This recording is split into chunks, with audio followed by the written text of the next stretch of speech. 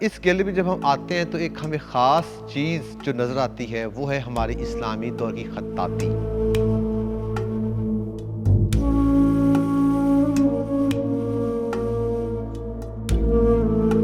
السلام علیکم، میرا نام احتشام عزیز چودھری ہے اور میں لاہور میوزیم کی اسلامک گیلری کا انچارج ہوں۔ خطاطی ایک ایسا فن ہے جس کو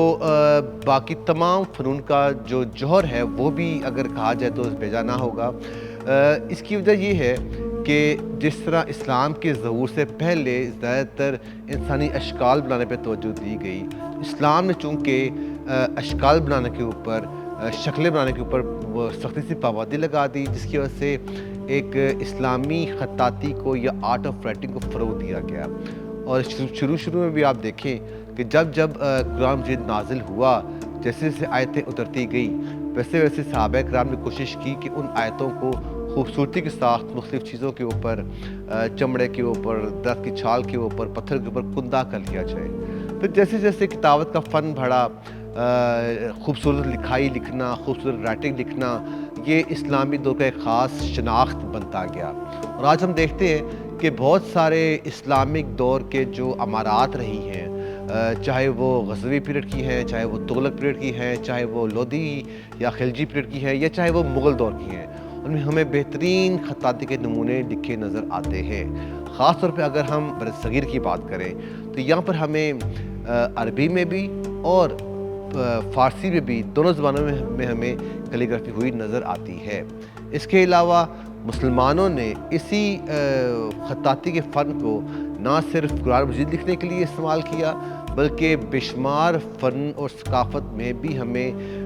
کیلیگرافیز بنی ہوئی نظر آتی ہیں، جیسے کہ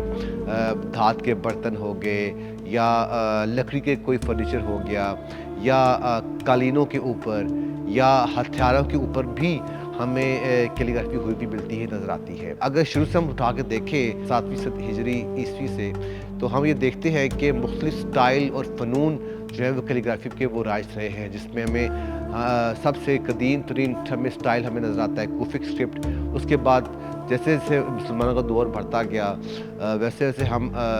طغرا سٹائل، نسق، نستعلیق، یہ تمام سٹائل ہیں جو وقت ساتھ ہمیں رائج رہتے نظر آتے ہیں۔ اور یہ ہمیں جو پورا اسلامی دور گزرا ہے خطاطی کا، اس میں ہمیں ایک پورا، جسے آپ کہتے ہیں کہ ایک ایولیوشنری سٹیج ہمیں پتہ چلتی ہے کیلیگرافی کی، جو کہ مسلمانوں نے اس خطے میں رائج کی۔ لاہور میوزیم کی اس گیلری میں آ کر سب سے پہلے جو آپ کوئی بھی سیاح، چاہے وہ ملکی ہے یا غیر ملکی ہے، وہ جو انجوائے کرتا ہے وہ اس گیلری کی دیوار کے اوپر جو صادقین کے ہاتھ کی بنی ہوئی کیلیگرافیز ہیں ان کو انجوائے کرتے ہیں۔ کی سب سے بڑی وجہ یہی ہے کہ اتنے بڑے میورلز ابھی تک اور کسی آرٹسٹ